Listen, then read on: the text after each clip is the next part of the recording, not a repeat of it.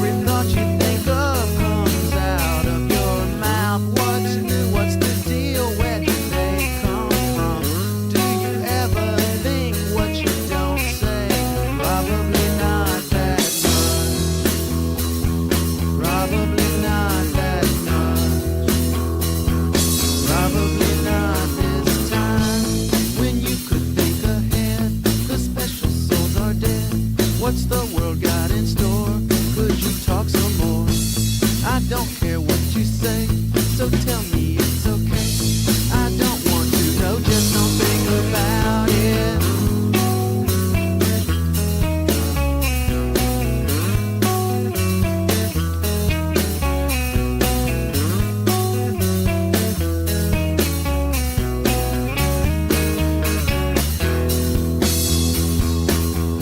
Could you reach way down inside of my throat and help me pull out, oh, all that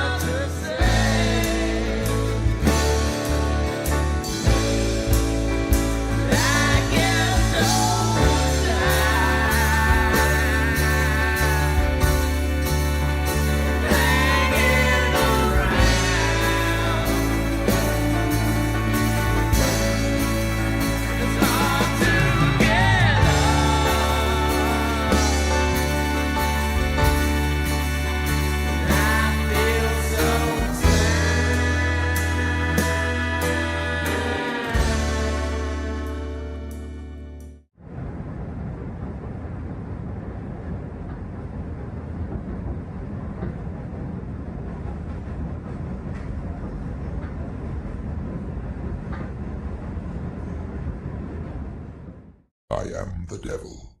I am the Lord Satan from the netherworld, ruler of the damned and eternal king of hell. Even I, the master of deceit, can only stomach so much bullshit from the mainstream media and indie grifters. That's why I tune in to Morning Extra with Uncle Warren, because he eliminates my competition, and also because I know I'm gonna see that motherfucker soon.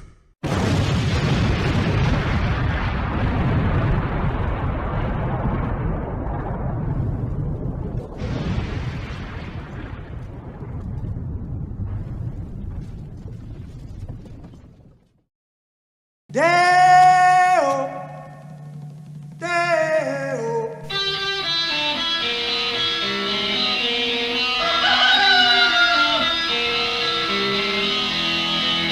Baby's got a burger and a shooter and that shake it won't go down. Baby's got a burger and a shooter and that shake it won't go down. Corrosion to her thighs, erosion of her pride. Baby's got a shooter, baby's got corrosion now, corrosion now. Baby's got it. Baby's got it. That's my favorite part of that song. Is Baby's got it. Right at the end there. I'm a weird guy. Don't tase me, bro. Oh, good morning, everybody. Happy Friday. It is Friday the, I don't know what it is, 22nd? Is that right? Yeah, sounds about right.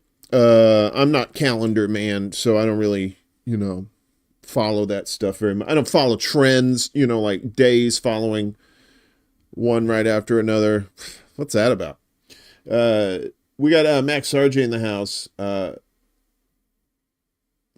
A lot of people are fighting cancer with what drug? Are you talking about the ivermectin? The thing we've known about forever? Finger man, what's up, my brother? Good to see you. Willie Bragg in the house. Willie said my Denny's turkey was delicious. Is that some sort of sex code, Willie? I mean, this ain't the really appropriate place for that kind of talk, but no, Willie was at the, when he says Denny's, he's talking about his office that he goes to make the important decisions. The movers and shakers are all down there at the Big D. Who else is here? I think that's it. And maybe some lurkers. I don't know. People sleeping in. Is this a holiday or something? Is people sleeping in? Or is it just me? We got a poll going on the community tab, but also here in the Shizzo. Because I'm always trying to please you bastards, because you're the ones who watch this shit. Seriously, once I do this show, I don't watch this shit again. I do not watch this show again ever, because I'll turn into a pumpkin or whatever. But sometimes, I like the morning gig is fine to me. I don't mind doing this in the mornings, but I know a lot of people have more time in the evenings and would prefer to watch it live. So we got a little poll going in the chat, and with out of 6 votes so far, I know a staggering number of sample size there. So right now it says 67% say leave it in the morning, and 33% want it in the evening. And I understand. Oh, Fenben? Are you talking about fentanyl? What are you talking about? No, I don't know what Fenben is. I'm not hip. I'm more hip replacement. I was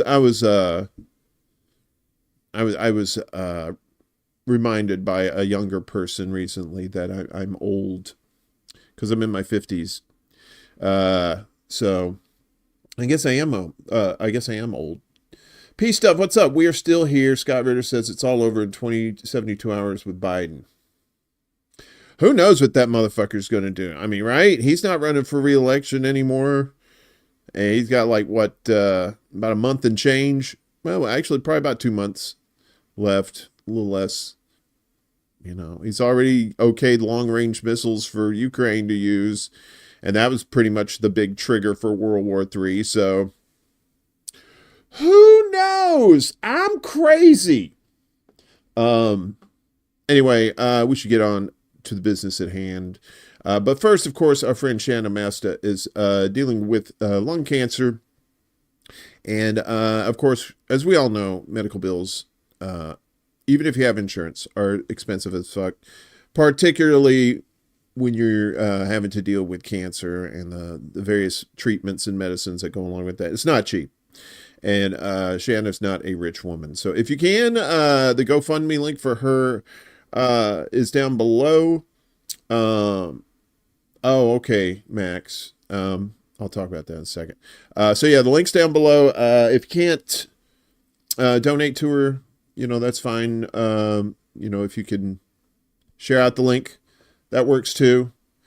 Max, you said if the anti-parasitic drug like the other one called Fenbin, does Fenbin? I've never heard of Fenbin.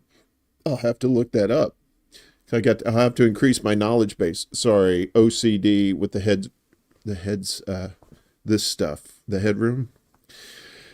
I'm kind of half out of it today, to be honest. I got some really bad news yesterday. I don't want to really go into it, but Daddy did a little drinking last night because the Toki wasn't doing what it should be. Yeah, Max, go ahead, do that. Put a link in there. That's fine. So today's gonna be kind of a crapshoot, mostly crap, more crap than shoot. So you know what? But we're gonna give it the old college try and see what the fuck happens. So hang on for a wild ride if you want to. Totally up to you. So, you've heard about this. The ICC, the International Criminal Court, has issued arrest warrants for Benjamin Netanyahu and Yoav Gallant, the former defense minister. This is from Dave DeCamp over at antiwar.com. Make sure, if you're looking for independent news, check out antiwar.com first. There's links to links to links to links to links. It's a never-ending world of independent news, and it's good stuff if you really want to know what's going on in the world. Willie dropping a 5 spot. Thank you, my friend. He says, I love how nervous that neocon sack of shaving cream Lindsey Graham gets over the ICC. He knows that on day the ICC will issue.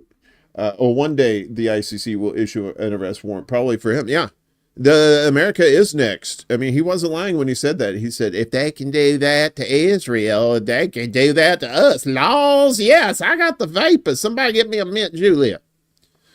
Sorry, Willie. I know, but that's South Carolina. We can fuck with South Carolina. Willie's North Carolina. So, the International Criminal Court yesterday formally issued arrest warrants for Israeli Prime Minister and human pussbag Benjamin Netanyahu and former Israeli Defense Minister Yoav Gallant for their role in the genocidal war on Gaza. I think the ICJ had issued arrest warrants, and now the ICC has done it. The ICC said it was issuing the arrest warrants for crimes against humanity and war crimes committed by Israel since October 8th of last year and up to at least May 20th of this year.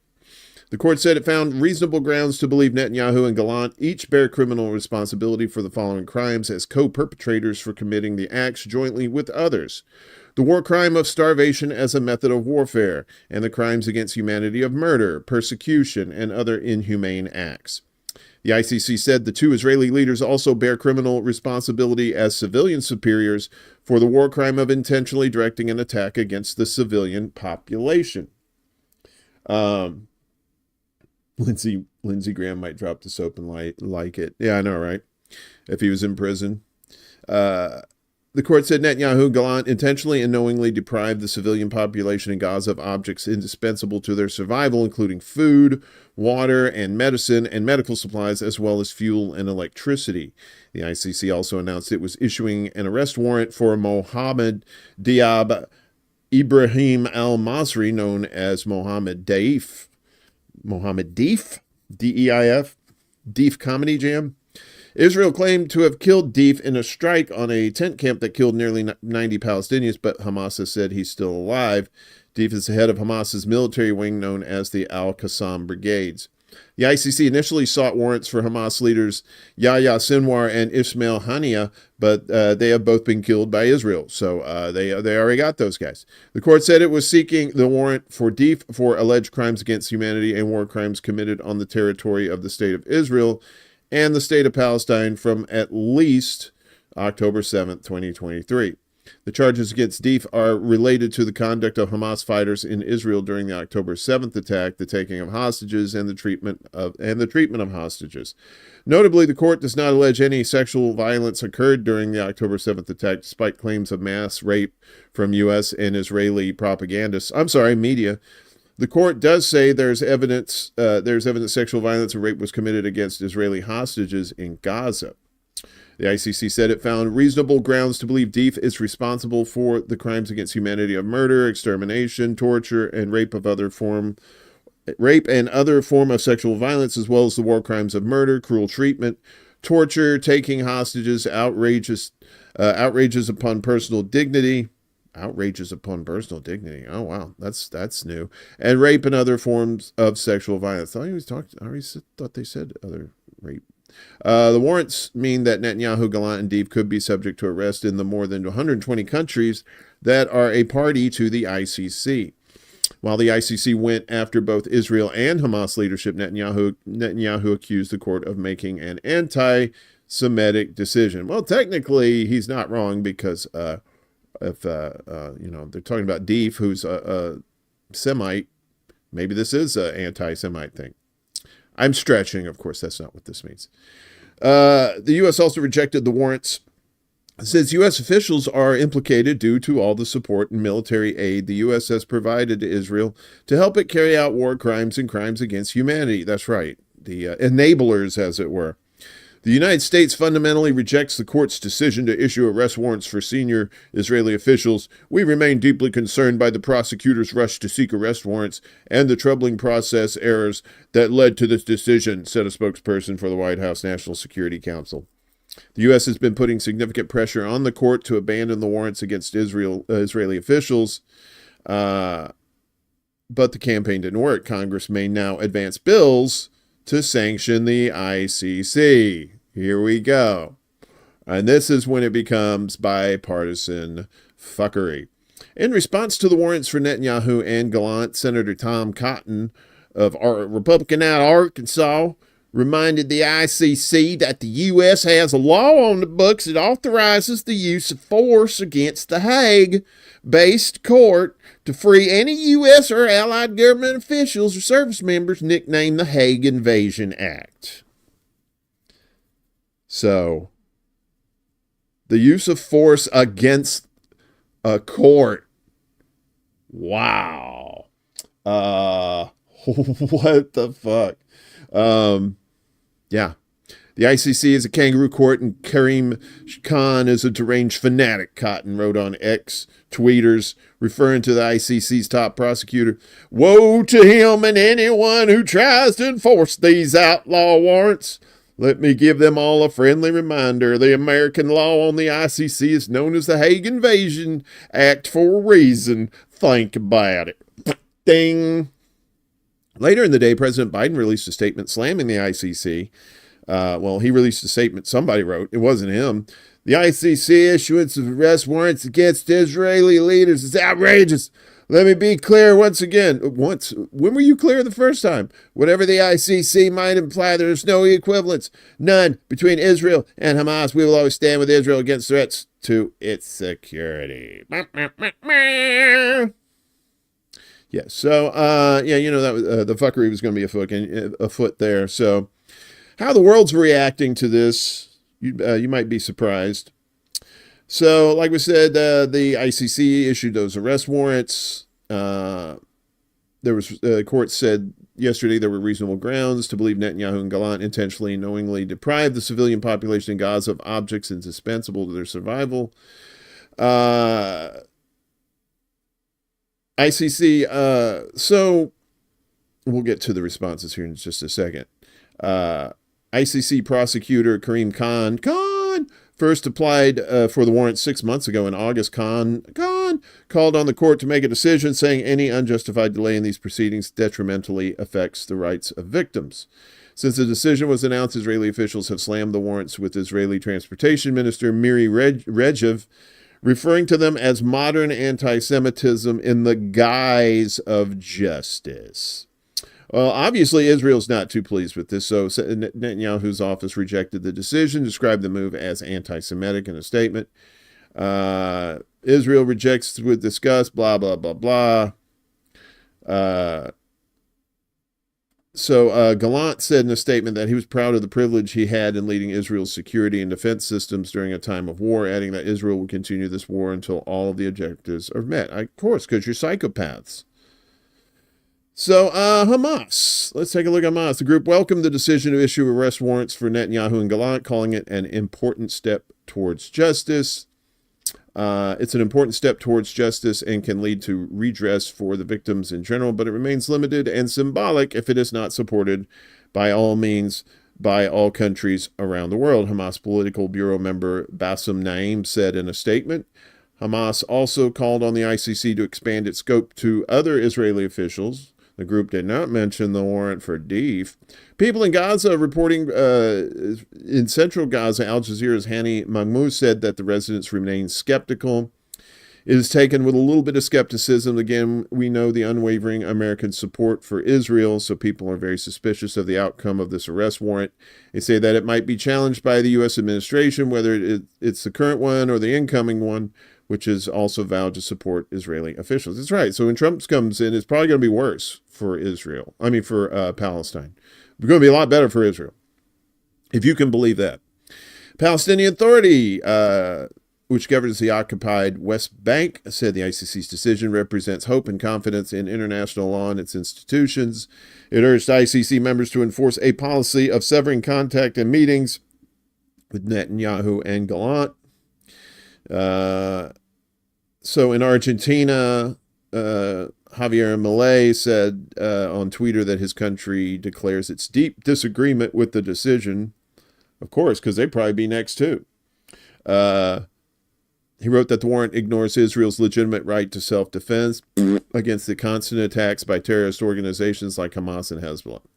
In Austria, Foreign Minister Alexander Schallenberg called the warrant incomprehensible and ludicrous, but his office also said as a party to the Rome Statutes, Austria was obliged to implement ICC arrest warrants. So these 120 countries that are bound by this Rome Statute, that's what they're talking about. So if Netanyahu and Gallant are in any of these countries, because they're part of this pact, they're obliged to, arrest him. That kind of thing. In Belgium, the fight against impunity wherever crimes are committed is a priority for Belgium, which fully supports the work of the ICC. The Ministry of Foreign Affairs said on tweeters, those responsible for crimes committed in Israel and Gaza must be prosecuted at the highest level, regardless of who committed them. What's up, Dimitri? Dimitri Dran over on the Facebook thingies. Can you send that link to me, please? What link are you talking about, dear? In Canada, it's really important that everyone abide by international law, Prime Minister Justin Trudeau said, adding Canada would abide by rulings of international courts. So no Canadian trip for you, Bibi. Sorry, buddy. The European Union Foreign Policy Chief Joseph Borrell said that the ICC warrants were not political and should be respected and implemented. This decision is a binding decision, and all state parties of the court, which include all members of the European Union, are binding to implement this court decision, he said. This platform you're looking at. You're talking about the news article I'm reading? Don't worry, after the show, I'm going to have links for all of these stories in there, so you'll see it in there, in the description. But I always put that in after the show because I don't like people following along with me. I get kind of paranoid. I'm like, what are you doing? Why don't you just listen? Why don't you just listen to the words? You can read them later. I don't know. I'm just weird like that. France would act in line with the ICC statute, said Christophe Lemoyne, spokesman for the Ministry of Foreign Affairs. However, he declined to say whether France would arrest Netanyahu if he came to the country, saying it was legally complex. Yeah, right. Legally complex. Now, it's more politically complex in that regard. Meanwhile, in Deutschland, a government spokesperson says Germany will carefully examine the ICC's arrest warrants for Netanyahu and Gallant, but will not take further steps until a visit to the country. The federal government was involved in the drafting of the ICC statute and is one of the ICC's biggest supporters. This position is also a result of German history, the spokesperson said. At the same time, a consequence of German history is that we have a unique relationship and a great responsibility to Israel. Well, I don't know about Israel. Jews, sure, but I don't know about Israel. Foreign Minister Peter, Sijarto, what the fuck? Condemned the ICC decision, calling it shameful and absurd. That's according to presidential spokesperson Zoltan Kovacs on the tweeters. I want a spokesperson named Zoltan. They say, hey, can you give us some information? I'm you'll have to go through Zoltan. Zoltan is your info guy. He has those 3 numbers you're looking for. 411. This decision disgraces the international judiciary by equating the leaders of a country attacked by a heinous terror attack with the leaders of the terrorist organization responsible. The guy with 2 J's, his name said, adding such a decision is unacceptable. Hungarian Prime Minister Viktor Orban said he would invite Netanyahu to visit and defy the ICC arrest warrant. Orban called the ICC's decision outrageously brazen and cynical, saying it intervenes in an ongoing conflict, dressed up as a legal decision, but in fact for political purposes. In Iran, the head of the Islamic Revolutionary Guard Corps, the IRGC, described the warrants against Netanyahu and Gallant as the end and political death of Israel, calling it a regime that today lives in absolute political isolation in the world, and its officials can no longer travel to other countries. Aaron Gobra in Ireland, a Prime Minister Simon Harris said the warrants an extremely significant step. He added that Ireland respects the ICC's role and that anyone in a position to assist it in carrying out its vital work must do so with urgency, or I will take your Lucky Charms or your Irish Spring soap. I'm sorry, I'm being racist. In Italy, Foreign Minister Antonio Tajani said Rome would consider with allies how to interpret the decision and act together. We support the ICC. The court must play a legal role and not a political role, he added. And then he had a nice gazpacho, and I don't know. I'm just kind of rambling now. In Jordan, Foreign Minister Ayman Safadi said the ICC's decision must be respected and implemented. In the Netherlands, Foreign Minister Casper Veldkamp said that his country respects the independence of the ICC. We won't engage in non-essential contacts, and we will act on the arrest warrants. We will comply with the Rome Statute of the ICC. In Norway, Foreign Minister Espen Barth Eid, or as his friends call him, Ebby, said it's important that the ICC carries out its mandate in a judicious manner. I have confidence that the court will proceed with the case based on the highest fair trial standards. Oh, Norway, you always say the right things. In South Africa, in a statement, the government welcomed the ICC decision and said it marked a significant step towards justice for crimes against humanity and war crimes in Palestine.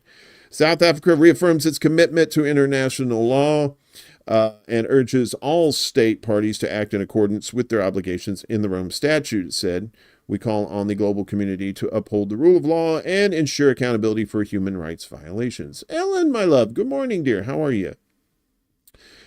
In Sweden, Foreign Minister Maria Malmer Stenergaard said Sweden and the EU support the court's important work and protect its independence and integrity. Swedish law enforcement authorities decide on the arrest of subjects of ICC warrants on Swedish territory, she added. She said, yeah, ain't my job. That's the police. The Popo takes care of that. You go talk to them. In Switzerland, delicious chocolate and cheese. The Swiss Federal Office of Justice said it is obliged to cooperate with the ICC under the Rome Statute and would therefore have to arrest Netanyahu, Gallant, or Masri if they entered Switzerland and initiate extradition to the court. In Turkey, Foreign Minister Hakan Fidan said the ICC arrest warrant was a hopeful and crucial step in bringing to justice Israeli authorities who committed genocide against Palestinians. We will continue to work to ensure that international law is implemented to punish genocide. In the UK, Britain respects the independence of the ICC. A spokesperson for Prime Minister Keir Starmer said without confirming whether Britain would uphold the warrants. Yeah, it's easy to say, yeah, we love the independence of the ICC. Well, are you going to arrest Netanyahu? I think we'll keep on respecting the independence of the ICC. Go Jolly Tea!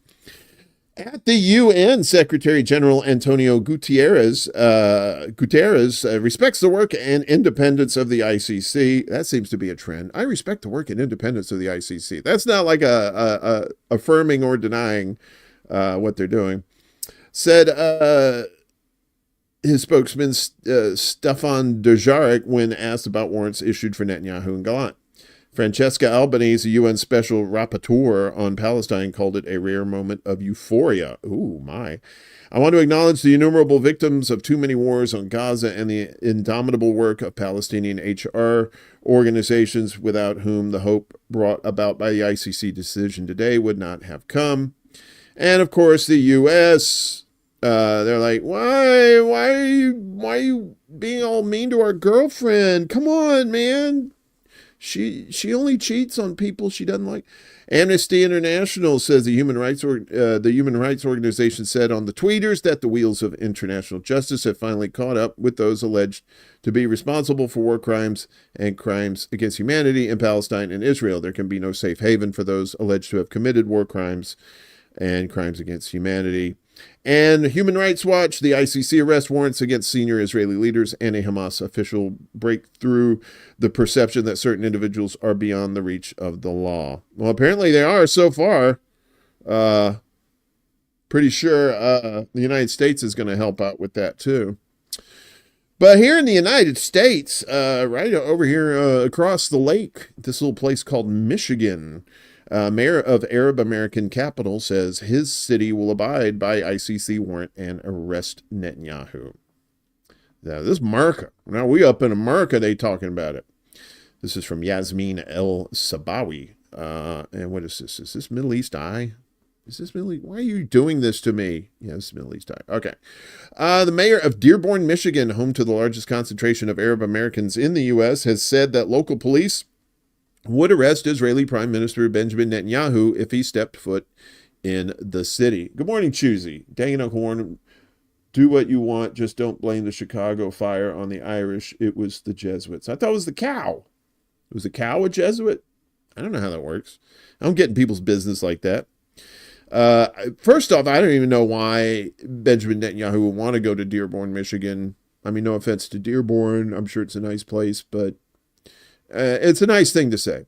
Abdullah Hammoud shared his statement on the Twitter shortly after the ICC issued arrest warrants on Thursday for Netanyahu, his former defense minister Yoav Gallant, and senior Hamas leader in Gaza, Mohammed al-Deif. The Israelis in Deif are accused of a range of war crimes. I already told you that, about those things. The U.S. is not beholden to the ICC because it is not a signatory to the Rome Statute, a treaty that established the court in 1998. 124 countries that are state parties to it, including Canada, the UK, and European Union.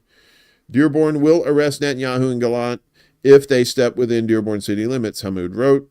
Other cities should declare the same. Our president may not take action, but city leaders can ensure Netanyahu and other war criminals are not welcome to travel freely across these United States. While the scenario is highly unlikely, local police have to hand over any high-profile state actors to federal authorities anyway, and they would defer to U.S. rather than international law. Hammoud's post was met with hundreds of responses from those threatening to report him, have his citizenship revoked, per the incoming Trump administration's pledges, and deport him for his message. You're in our country. We're not in yours. Try and remember that, one person wrote. Our country. Who's our? That's what I want to know. CJ, good morning. Hope you're doing well, friend. The Arab American organizations and advocacy groups lauded Thursday's somewhat surprising announcement that the ICC's chief prosecutor followed through on his intent to seek the warrants. The Arab American Anti-Discrimination Committee called the warrants a critical step towards accountability for grave violations of international law. These warrants are not political, nor are they anti-Semitic. They are a direct response to well-documented, independent investigations into war crimes and crimes against humanity, the statement said. John Kemper in the house. Good morning, sir. Hope you enjoyed the snow yesterday, my friend. American Muslims for Palestine, a major player in the Palestine Solidarity Movement, said the warrants have been long awaited. This is a monumental moment in the pursuit of justice for Palestinians, the group's executive director, Dr. Osama Abu Ershade, said in a statement. The ICC's action underscores the global community's recognition that Israel's apartheid policies, illegal blockade, and systemic oppression of Palestinians are not above the law.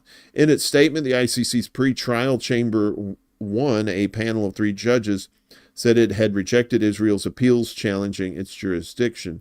The chamber said the arrest warrants are classified as secret, but that it has decided to release them because conducts similar to that addressed in the warrant of arrest appears to be ongoing, referring to Israel's ongoing onslaught on Gaza and the continued detention of Israeli captives by Hamas. Yeah, I know. It coated the ground. It's all gone now, the snow. So this nice little, hey, this is what's coming later, motherfuckers. Moreover, the chamber considers it to be in the interest of victims and their families that they are made aware of the warrant's existence. So like we said, all 124 states that ratified the statute are now obligated to arrest wanted individuals and hand them over to the ICC in The Hague. A trial cannot commence in absentia. However, the court does not have enforcement powers. It relies on the cooperation of member states to arrest and surrender suspects. France and the Netherlands said they were prepared to enforce the warrants. And they say, well, how can they do that on American soil if the United States is not even a part of the Rome Statute, right? Well, on the national level, they couldn't do anything to him, but they could arrest him when it comes to municipalities. I believe they could arrest him. But like the article says, you know, they have to hand him over to federal officials first. And, well, we know how much in league our government is with Israel, so you pretty much can figure out what would happen. Pretty sure they would let him loose. So while all this is going on, of course, the war continues, or I should say the slaughter continues. Israeli attacks on Gaza kill at least 88, including children in their sleep. And this is one of the reasons I have trouble sleeping at night, is images and thoughts of shit like this. Israel has unleashed a series of air attacks on the Gaza Strip that killed nearly 90 people, including many children in their sleep, as its main ally, the United States, once again vetoed a United Nations Security Council resolution demanding a ceasefire. They were the only ones to do that, by the way. The U.S. was the only one to veto the resolution. At least 66 people were killed in an attack early on Thursday and hit a residential neighborhood in Beit Lahia in Gaza's besieged north, Palestinian health officials said. Hussam Abu Safia, the director of the nearby Kamal Adwan hospital, told Al Jazeera most of the victims were asleep when they were killed. Yeah, they should be on the warrant too. Biden would be good too. Yeah, put the whole fucking hee-haw gang on there. Fuck them. A very large number of casualties has arrived, and there are still many bodies hanging on the walls and ceilings. It's mostly children and women, he said in a voice message. Abu Safia said hospital staff rushed to the site, retrieving bodies, collecting remains, and rescuing trapped people. We are already operating with the bare minimum resources. That is why most of our staff are now busy rescuing the injured due to the lack of ambulances and resources, the pediatrician added. The situation is honestly very dire. We cannot cope with this massive number of injured and casualties that have arrived to Kamal Adwan Hospital. Separately on Thursday, at least 22 people, including 10 children, were killed in Israeli bombardment of Gaza City's Sheikh Radwan neighborhood, a civil defense spokesperson said. And as we said, the ceasefire resolution was blocked by the United States. More than 13 months of Israeli attacks on Gaza have killed some 44,000 people, including more than 17,000 children, and wounding more than 104,000. This was the fourth time that U.S. President Joe Biden's administration has vetoed such a resolution since the start of the war. So, I mean, that's the thing. It's like you have to issue arrest warrants, even if they are kind of in vain, because the United States is not going to do anything about it. Deputy Envoy Robert Woods said the U.S., which provides Israel with at least $3.8 billion in military aid annually, could not back the measure because it was not linked to the immediate release of those held in Gaza. See, they keep linking this to the hostages. All of this is about the hostages, even though the Israelis have killed more hostages than Hamas has. I'm talking about more Israelis who were prisoners, not prisoners of Israelis. Although they've been getting whacked. We made clear through negotiations we could not support an unconditional ceasefire that failed to release. See, that's the thing. They keep saying that, well, you got to release the hostages. So even if they did release all the hostages, they'd still do this shit, because this was the goal all along. As the latest international attempt to bring an end to the fighting failed, civilians in Gaza continue to bear the brunt, especially in the northern governorate, which has been under an Israeli siege for more than 6 weeks. Israel maintains that it wants to prevent the regrouping of Hamas in the area. In addition to the ongoing shelling, residents across Gaza are struggling to cope with a worsening humanitarian crisis as winter approaches. Most Palestinians who have been forced to flee wave after wave of Israeli attacks live in tents and makeshift shelters that are inadequate for cold, wind, and rain. The Norwegian Refugee Council has warned that more than 1 million Palestinians in Gaza do not have sufficient shelter for the coming months. Food provision is another issue. Certain pockets across the 2.2 million strong territory are on the cusp of famine, and a growing number of civilians are suffering from acute lack of food. The entry of aid trucks has been severely hampered by Israeli authorities and lately by criminal gangs operating in areas under Israeli control, according to reports. Why are you not doing that, huh? What's going on here? So, and it's not just Gaza either. Syria, too. The death toll surges from deadliest Israeli attack on Syria's Palmyra. The death toll of the Israeli attack on central Syria's ancient city of Palmyra a day ago shot up significantly yesterday. I guess a day ago from yesterday, so 2 days ago. With official Syrian media announcing 36 deaths and an opposition-linked war monitor reporting nearly 80. According to UK-based War Monitor, the Syrian Observatory for Human Rights, SOR, 79 people were killed when Israeli jets struck the outskirts of Palmyra. SOR said on Thursday that 53 Syrian members of Iranian-backed militias were killed, as well as 22 non-Syrians, mostly from the Iraqi Nujaba resistance movement and 4 from Lebanon's Hezbollah. At approximately 1:30 p.m. today, I believe that's a couple of days ago, the Israeli enemy launched an air attack from the direction of U.S.-occupied Al-Tanf area, targeting a number of buildings in Palmyra city. In the Syrian desert, led to the martyrdom of 36 people, the injury of more than 50 others, and significant material damage to the buildings and the surrounding area, said the Syria's official news outlet SANA. Israeli jets bombarded the outskirts of Palmyra with violent airstrikes on November 20th. Several of the casualties were members of the Syrian army's auxiliary forces, according to Sputnik. The attack was launched from the airspace of the U.S.'s Al-Tanf military base, where Washington is accused of housing and training extremist groups. Because that's what we do, folks. We are a terrorist factory. Israel has recently stepped up its violent and illegal campaign of airstrikes against Syria, particularly Syria-Lebanese border crossings, which Tel Aviv says it is targeting to cut off the flow of weapons into Lebanon, where it is waging a brutal and deadly campaign. The U.S. has also reinforced its bases in the Syrian north, which it occupies with the help of its Kurdish proxy, the Syrian Democratic Forces. 6 members of the SDF were killed on November 21st in an improvised explosive device, an IED attack, which targeted one of its military vehicles in the countryside of the eastern Deir ez-Zor governorate. No one has claimed responsibility for the attack. The SDF has recently been embroiled in a bitter conflict with Syrian Arab tribes who revolted against the U.S. proxy last year and have since continued to clash with them sporadically. You're out fishing, having a mini vacation. I'm wishing you well, too. Hope you catch a big one. And I hope you catch a fish, too. Hey, what's this guy talking about? You know what I'm talking about.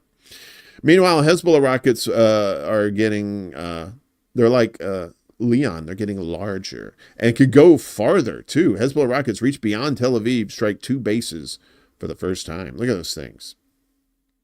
Remember they were telling... the propaganda was telling people that Hamas was hiding, missiles in people's houses. So dumb shit. The Islamic Resistance in Lebanon, Hezbollah, announced on Thursday a series of 29 operations against Israeli military targets, repelling ongoing Israeli attempts to advance into southern Lebanese towns and villages. The operation saw Hezbollah launching rocket and drone strikes at groupings of Israeli occupation forces in southern Lebanese towns and military bases in occupied territory.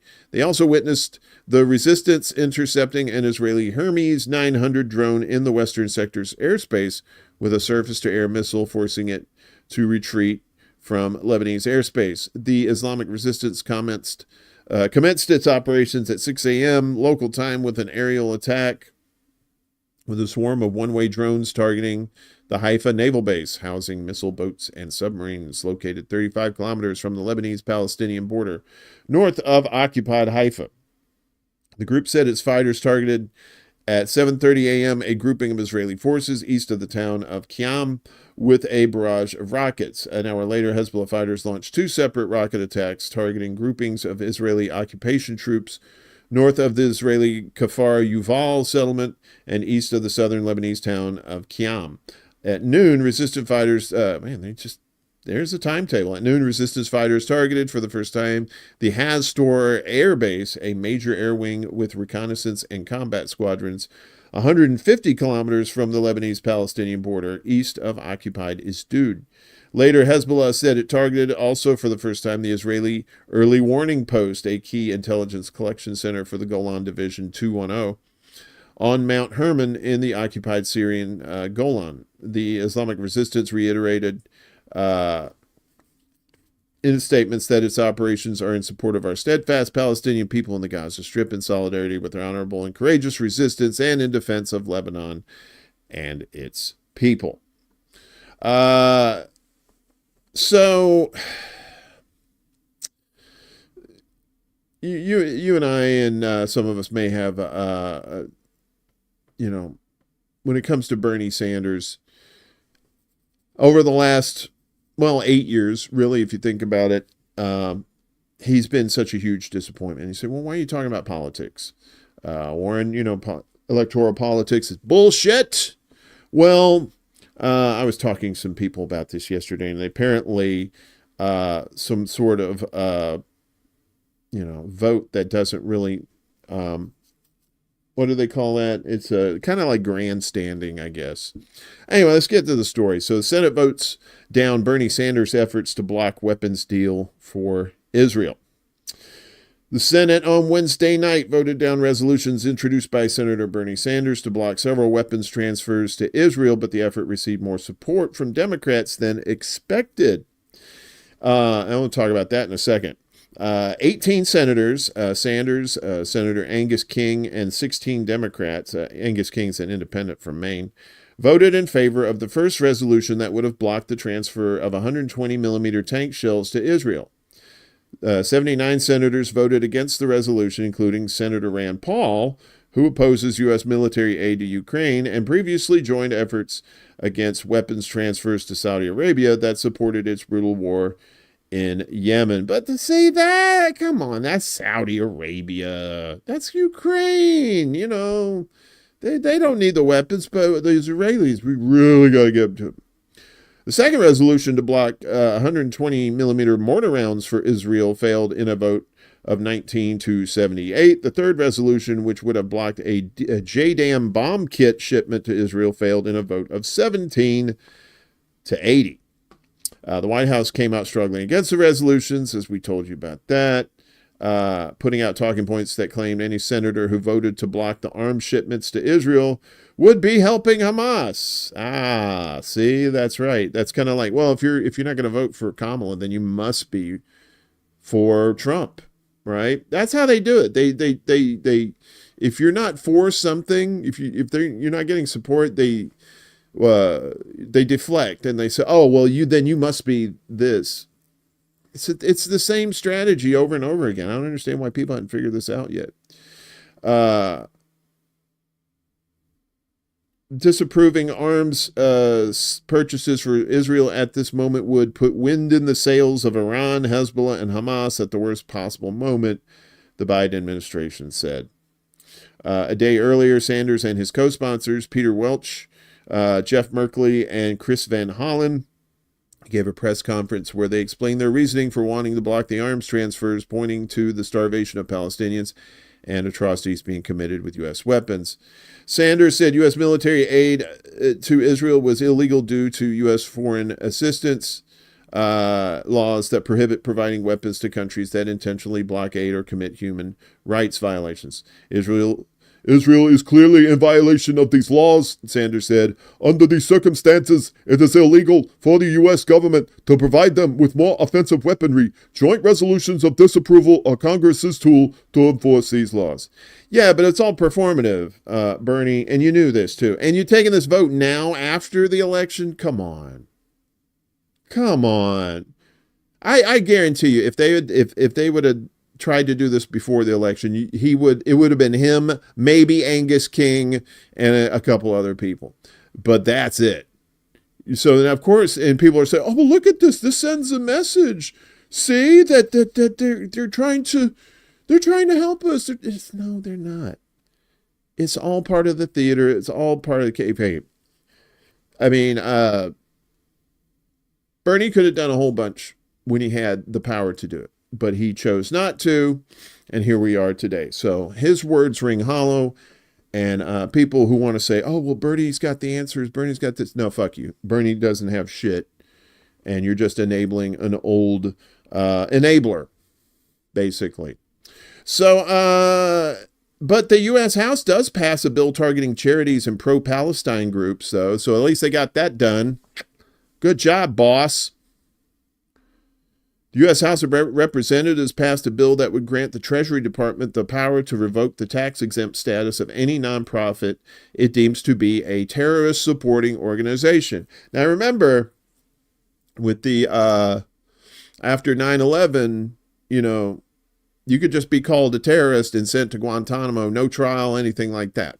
So that's what they're looking to do with these nonprofits, which could put many pro-Palestinian groups critical of Israel's war on Gaza in danger. H.R. 9495, the Stop Terror Financing and Tax Penalties on American Hostages Act, Jesus. The length of these titles. Passed by a vote of 219 to 184, which was split mainly along party lines. 15 Democrats, however, voted in favor of the bill, and a lone Republican voted against it. I think that was Thomas Massie was the one who voted against it. I can only assume, though. The legislation, which was introduced by a bipartisan cadre of Democrats and Republicans, has two parts. The first would provide tax-exempt status, and I'd say bipartisan. When you see bipartisan, you know fuckery is afoot.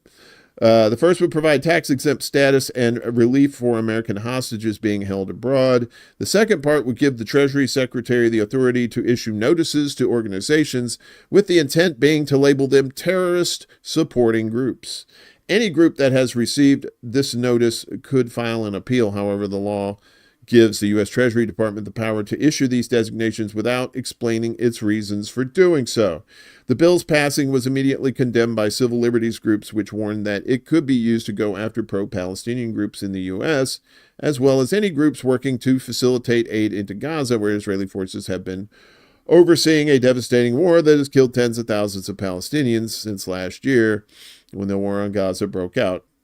By voting for H.R. 9495 today, the House of Representatives chose fear over freedom.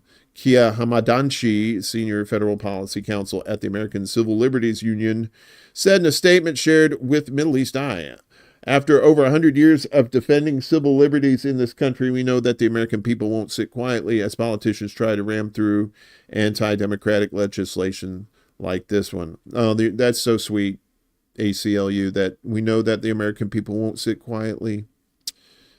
They will, because bunch of fucking cultists.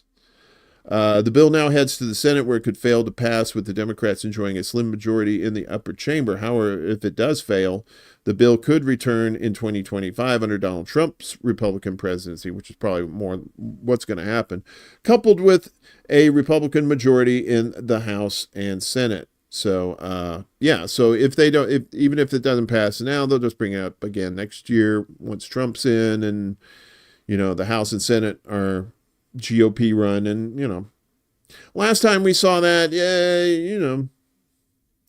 a coalition of more than 300 civil liberties groups has signed a letter urging lawmakers against passing the bill, which they say would grant the executive branch extraordinary power to investigate, harass, and effectively dismantle any nonprofit organization, including news outlets, universities, and civil liberties organizations like ours.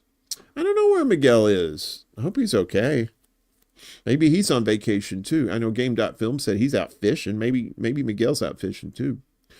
While the measure originally had wide bipartisan support before Trump's reelection, much of the fear over its passage in recent weeks has centered around what powers it would give the future Trump administration to pursue any organization it wants.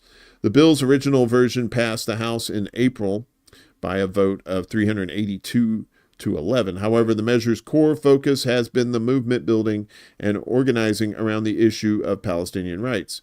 Republican Congressman David Kustoff, a co-sponsor of the bill, explicitly said the bill was aimed at dismantling the financial networks of terrorist organizations, including Hamas. See, because everything's Hamas. Everything's Hamas. After this, after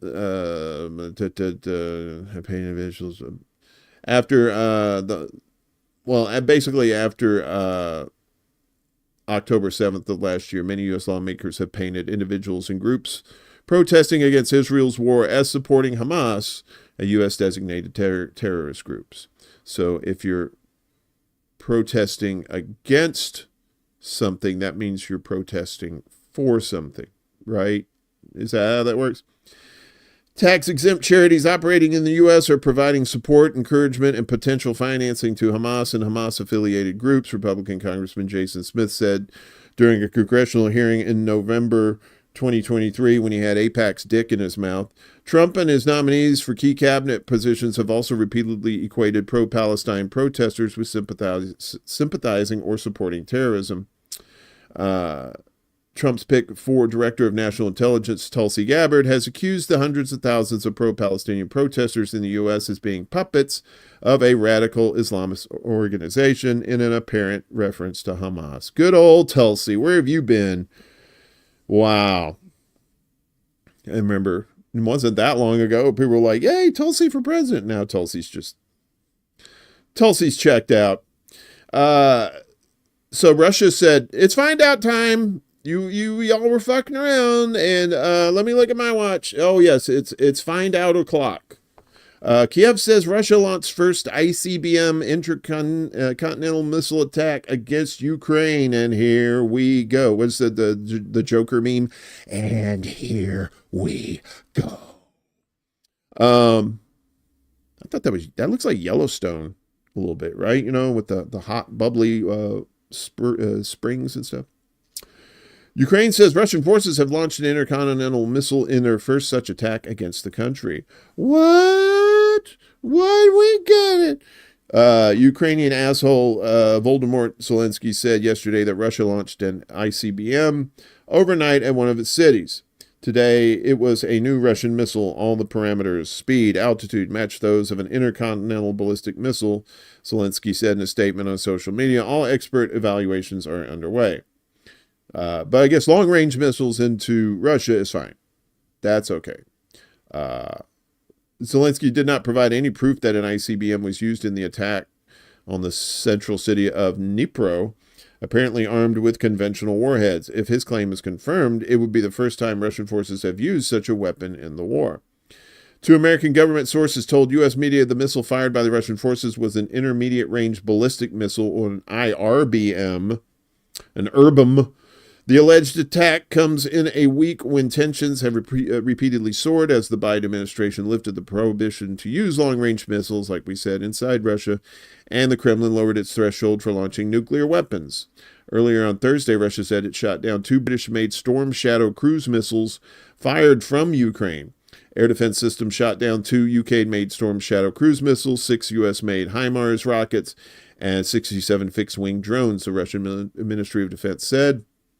UK and U.S. media earlier reported that Ukraine fired a barrage of British-made Storm Shadow cruise missiles inside Russia on Wednesday. This is a new escalation. It is a very irresponsible stance taken by the outgoing president. Biden's administration, Kremlin spokesperson Dmitry Peskov said. Russia's Ministry of Defense said Ukraine fired ATACMS missiles at Russia's Bryansk region on Tuesday night. 5 missiles were intercepted by Pantsir and S-400 systems, while 1 was damaged. The long-range UK-made Storm Shadow missiles were used by Ukraine for the first time, reportedly striking the Kursk region. Russian President Vladimir Putin lowered the nation's nuclear weapons threshold. On Tuesday, Putin signed a decree revising that doctrine to indicate the Kremlin's preparations to respond aggressively to Ukrainian strikes inside Russia. Well, I guess so. If you're upping it to ICBMs or IRBMs, I guess. The old doctrine had a higher threshold for the kind of conventional attack that could trigger a nuclear response by Russia, specifying that an attack must threaten the very existence of the state to qualify for nuclear retaliation. Months ago, Western media reports said that the Americans, the British, and the Germans had begun to provide Kiev with long-range missiles. And only the U.S. so far has said, hey, you know what? Go for it. Let's start World War III. What do you say? Sounds like a wonderful idea. So this new missile, you know, American hubris, right? We always think we're number one in everything when basically we're number one in infant mortality, stupid people, and the number of people in prison. And the biggest military. That's our claims to fame, folks. That's the American way. Pentagon concerned by Russia's new hypersonic missile. Dun, dun, dun. This lady here, she looks none too pleased. Deputy Pentagon Press Secretary Sabrina Singh has said that Russia's new battle-tested hypersonic missile poses a threat to Ukraine, but dismissed Russian President Vladimir Putin's warning to NATO as reckless rhetoric rather than a credible threat. Yesterday, Putin announced that the nation's military launched its new hypersonic ballistic missile, the Oreshnik, against a military-industrial facility in Ukraine. The strike was a response to what Putin described as the aggressive actions of NATO member states, warning that Moscow reserves the right to target military facilities in countries that allow their weapons to be used against Russian territory. So if I'm making pop-pop weapons over here in Switzerland, then I'm probably going to get bombed by Russia. At a press briefing later that day, Singh said any weapon that's going to be employed on the battlefield absolutely imposes a threat to the Ukrainians. So this was a new type of lethal capability that was employed on the battlefield, so that's certainly a concern to us, and we're going to, I don't have an assessment of its impacts right now, but it's something that, of course, we're concerned by, Singh told journalists. But again, Ukraine has withstood countless attacks from Russia, including missiles with significantly larger warheads than this weapon, so we're going to continue to support Ukraine with what it needs till Trump gets in. White House spokeswoman Karine Jean-Pierre stated that Washington will not be deterred and will continue to provide military aid to Kiev.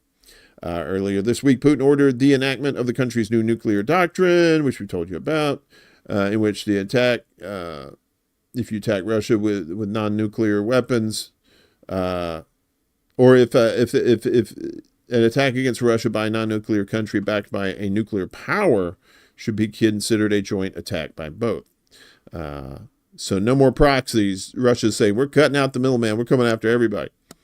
Both the White House and the Pentagon called this development concerning and escalatory, but said it would not lead to any changes in the U.S. nuclear posture. Outgoing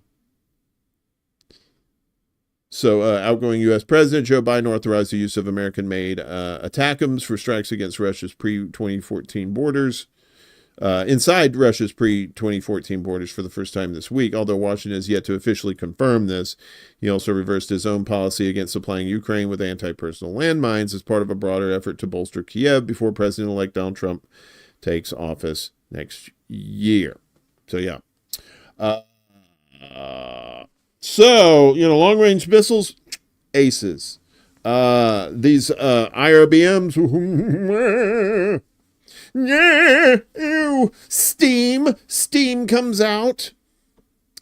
And Russia ain't fucking around. And he said, we're looking at you, Poland. Russia says U.S. missile defense base in Poland is a potential target. The Aegis Ashore system has long been a security concern of Russia since the launchers can fit Tomahawk missiles. Russian Foreign Ministry spokeswoman and future ex-wife Maria Zakharova said Thursday that a controversial U.S. missile defense base in Poland is a potential target of the Russian military, comments that come amid soaring tensions as the U.S. just authorized Ukraine to strike Russian territory with long-range NATO missiles. Given the level of threats posed by such Western military facilities, the missile defense base in Poland has long been included among the priority targets for potential neutralization. If necessary, this can be achieved using a wide range of advanced weaponry. That delicious piece of cake, Zakharova said. The Aegis Ashore anti-ballistic missile system in Poland has long been a security concern for Russia, as its Mark 41 launchers are capable of fitting nuclear-capable Tomahawk missiles. The trees in Palooza, yeah.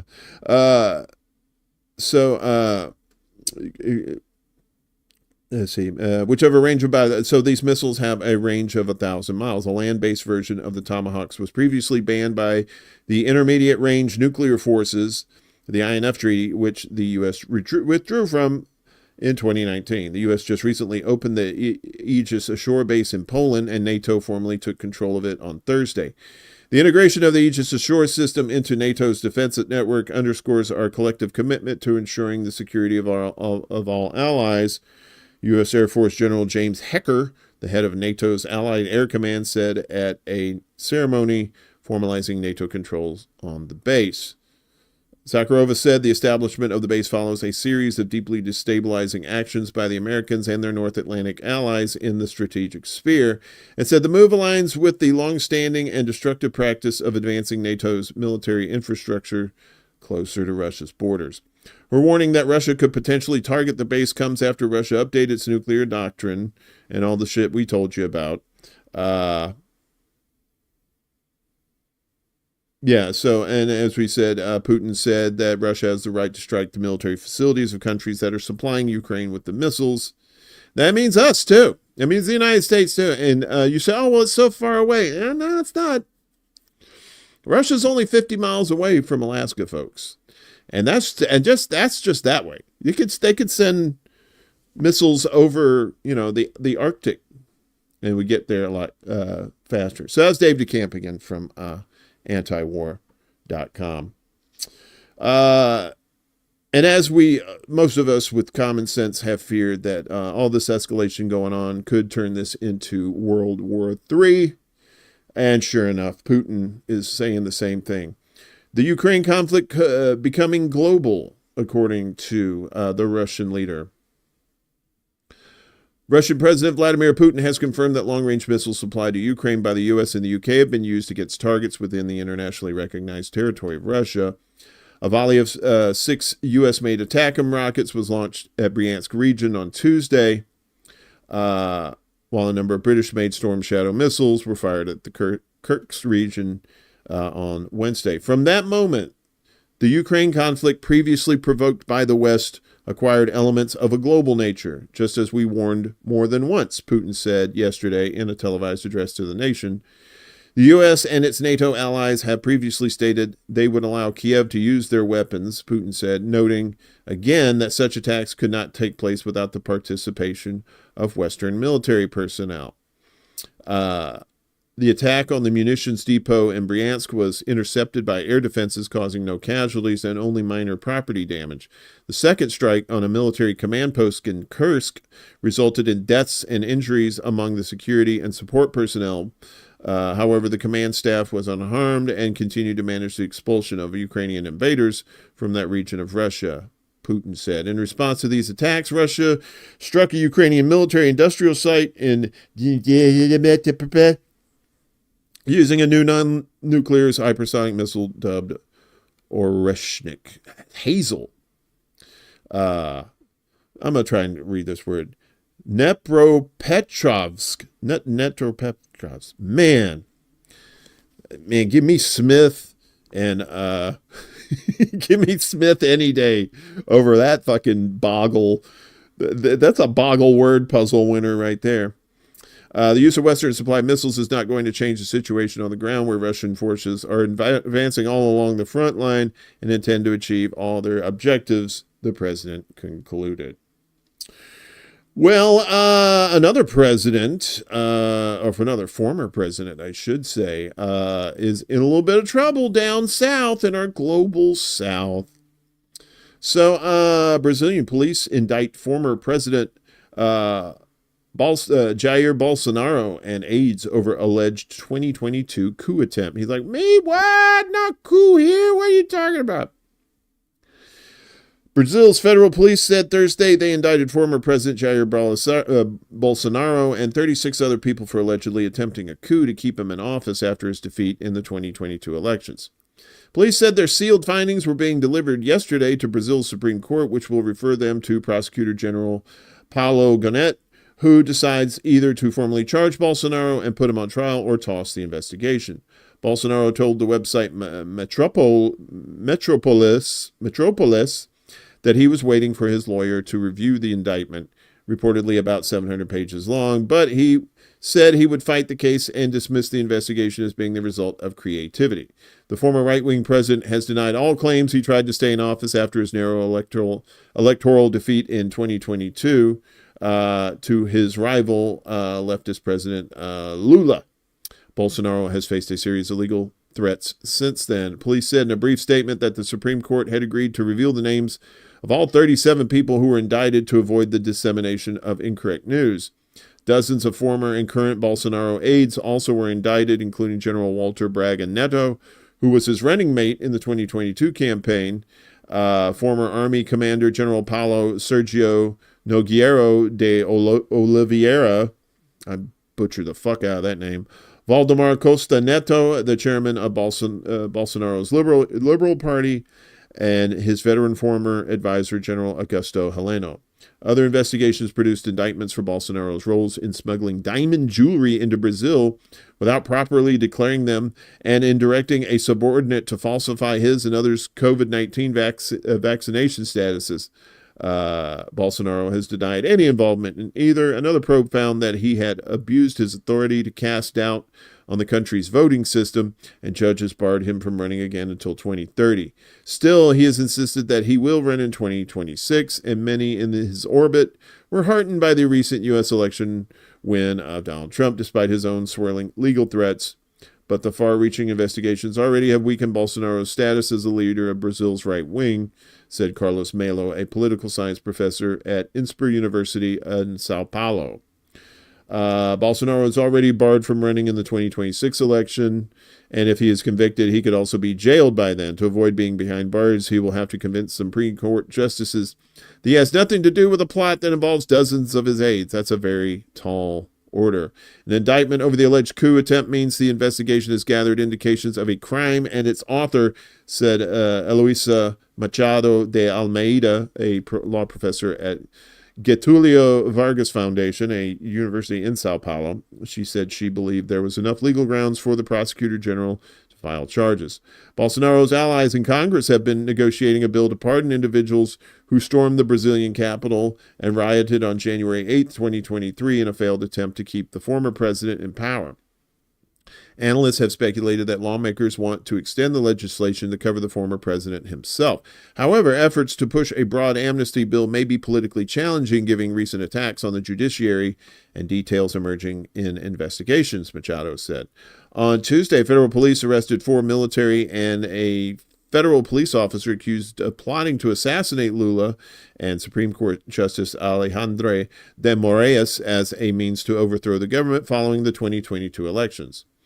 And last week, a man carried out a bomb attack in the capital, Brasilia. He attempted to enter the Supreme Court and threw explosives outside, killing himself. So fun times down there in Brazil.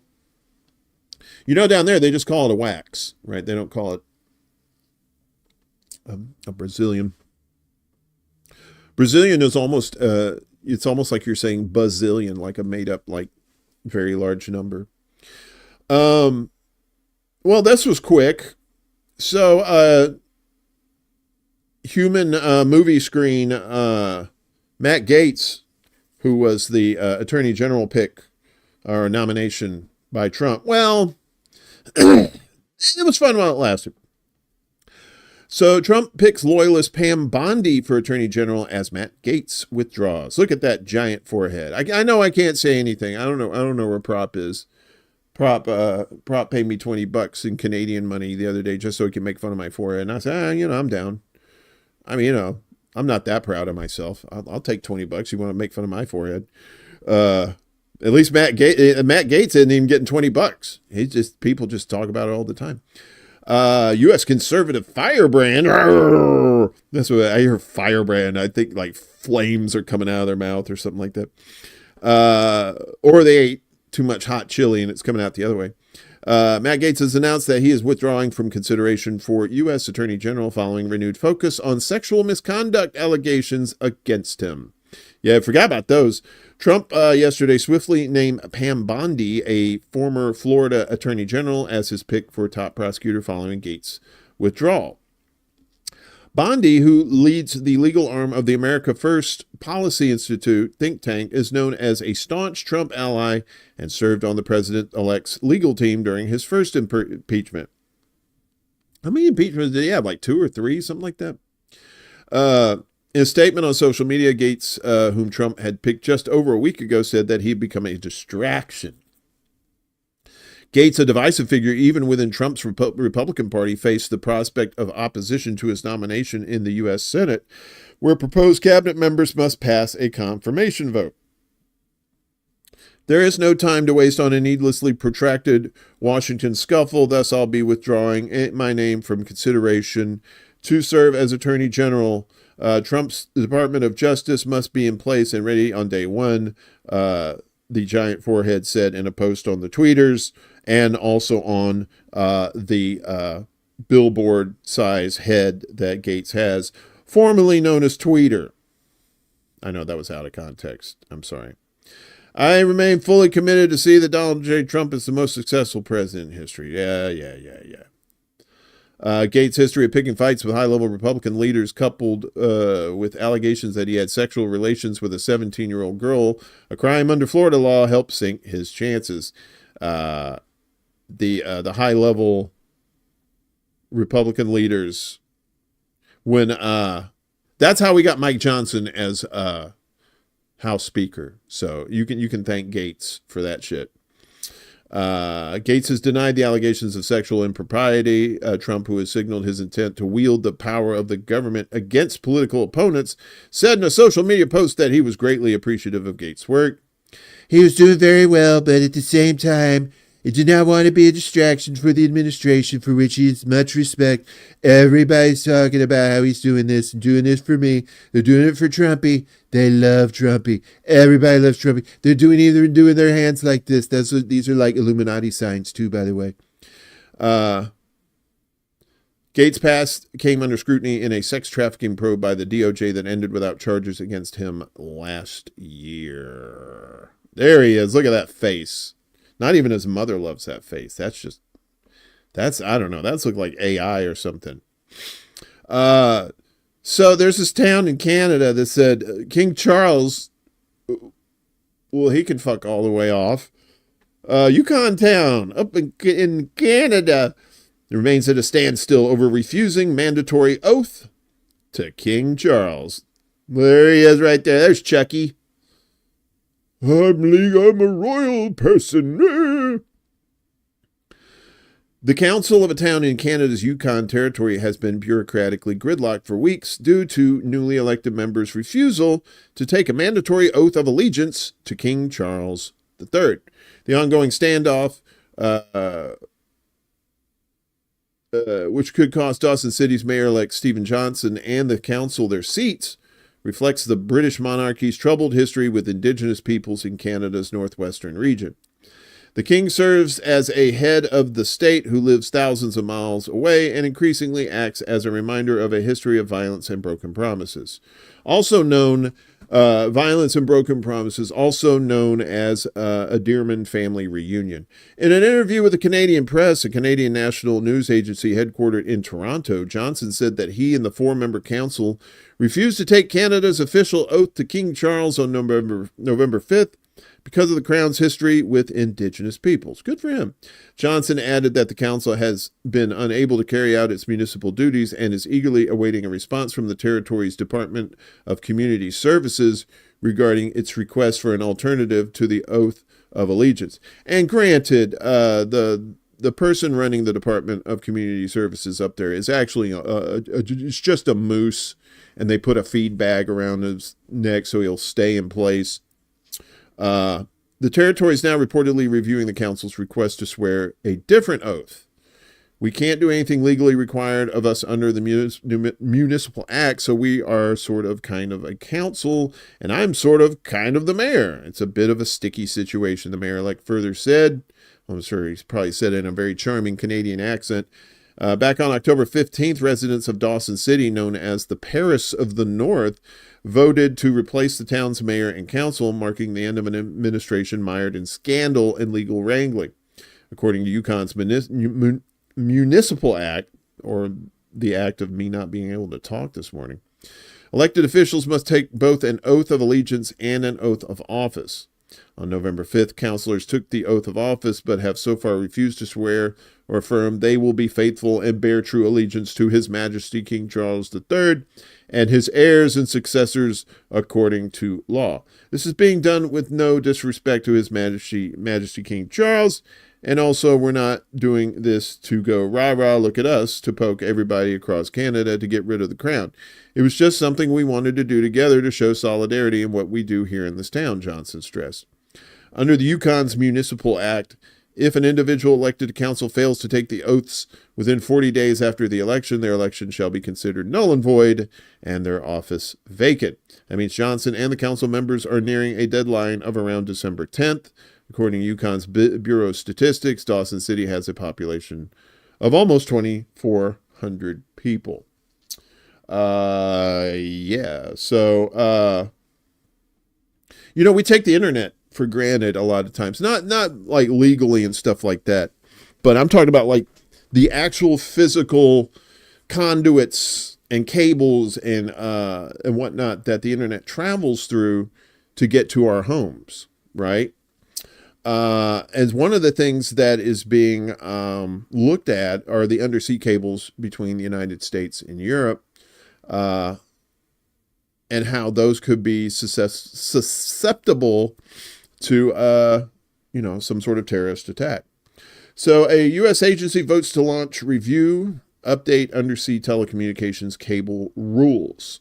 I know. I leave the exciting stuff for last, folks. The FCC voted yesterday to propose new rules governing undersea internet cables in the face of growing security concerns as part of a review of regulations on the links that handle nearly all the world's online traffic. The FCC voted 5-0 on proposed updates to address the national security concerns over the global network of more than 400 subsea cables that handle more than 98% of international internet traffic. I don't know, more than 98%. There's not much more than 98%. I mean, whatever. With the expansion of data centers, rise of cloud computing, and increasing bandwidth demands of new large language models, these facilities are poised to grow even more critical, FCC Chair Jessica Rosenworcel said. Baltic nations said this week they are investigating whether the cutting of 2 fiber optic undersea telecommunication cables in the Baltic Sea was sabotage. Rosenworcel noted that in 2023, Taiwan accused 2 Chinese vessels of cutting the only 2 cables that support internet access on the Matsu Islands, and Houthi attacks in the Red Sea may have been responsible for the cutting of 3 cables providing internet service to Europe and Asia. Oops! That's a big old oopsie sauce. We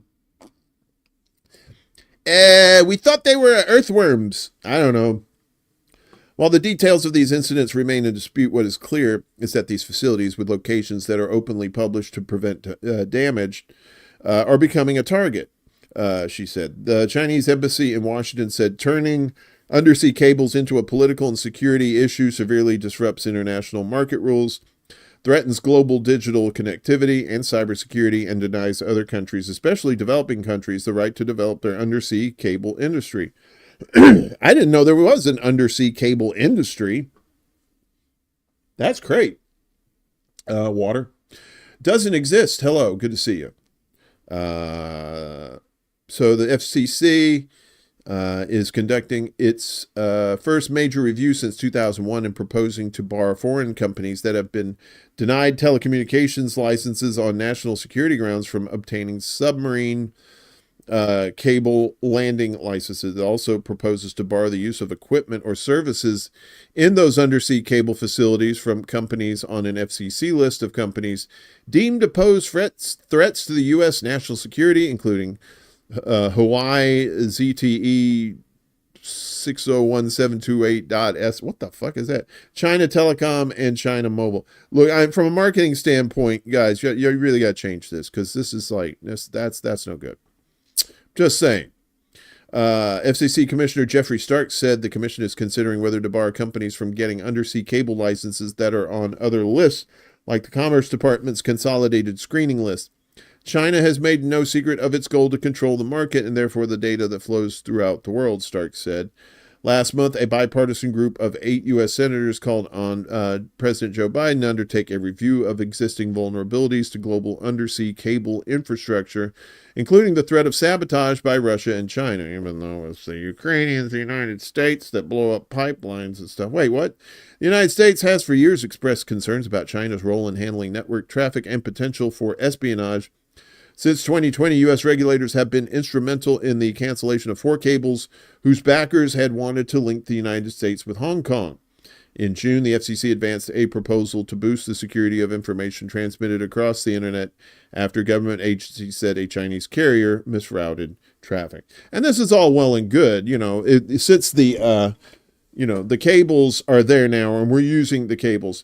As the technologies advance, though, cables are not going to be a thing, because at some point, I'm not quite sure when, I would say probably within the next 20 years, you're going to start seeing a lot of wireless everything, right? Where you don't have power cables. You don't have cables that connect things. It's all going to be Wi-Fi and, Bluetooth and that kind of thing. And satellites. That's the thing, with the Starlink that Elon Musk has, that it can provide internet service to people anywhere in the world that can, as long as you can, connect to the satellite, you're fine. But the technology is still very slow compared to like fiber optic cables, which can just jam information through at lightning speeds, whereas these satellites are their broadband, or their bandwidth rather, is much narrower than those than using the satellite. But what do I know? I'm just an old guy. Old people don't know anything. Here in America, we got a little snow here yesterday in Chicago, and I was kind of watching the highlights from the Cleveland Browns Pittsburgh Steelers game. It was wild because they were playing in Cleveland, right? And that's, relatively speaking, that's not very far from here. So what had happened, we got all the snow and then it went over there. And so the game started, everything was nice and all, no, precipitation or anything like that. And then the game started. And then later on, by the end of the game, it was just this mess of just snow and ass. But apparently we were part of a bomb cyclone. You've heard of those. So the U.S. Northwest avoids a bomb cyclone, but deluged by atmospheric river. See, look at all this stuff. So this is the Northwest right here. And it's almost like what they had in New York with Sandy, right? It's not a hurricane, but if you have weather systems that can combine like that, they can have the same effects as a hurricane.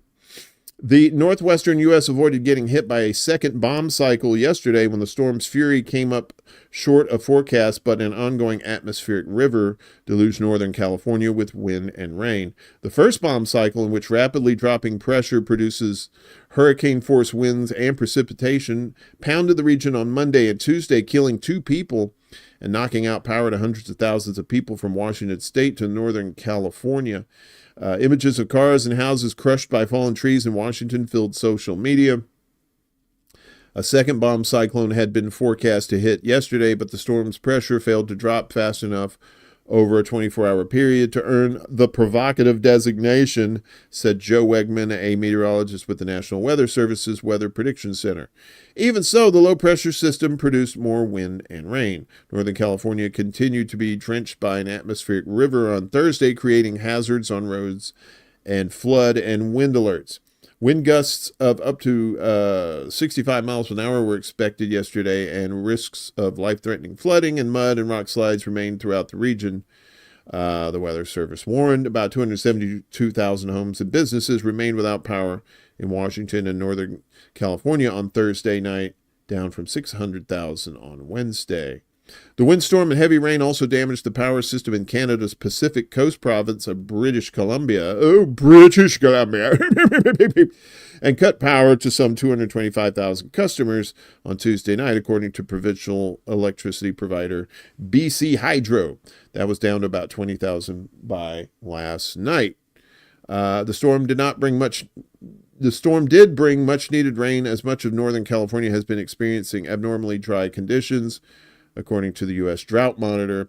It's never ideal to have so much rain in such a short period of time, but it certainly helps to fill the reservoirs and moisten the soil, Wegman said. About 11 inches of rain had fallen on Wednesday and overnight into Thursday in Northern California, bringing several feet of snow in higher elevations, said Rich Otto, a forecaster with the Weather Prediction Center. The storm is likely to bring another 5 to 10 inches of rain, Otto said. So, and here, just kind of looking at things right now, this is zoom.earth. So if you want to play around this, it's on the Webbers. So here's the Northwest here, and you can see that kind of that organization right in here. It does look very much like a hurricane, right? And if you go over here, it's just this, the air was the jet stream was bringing all of this over here. So like I said, you get to Chicago, boom, and then Cleveland over here.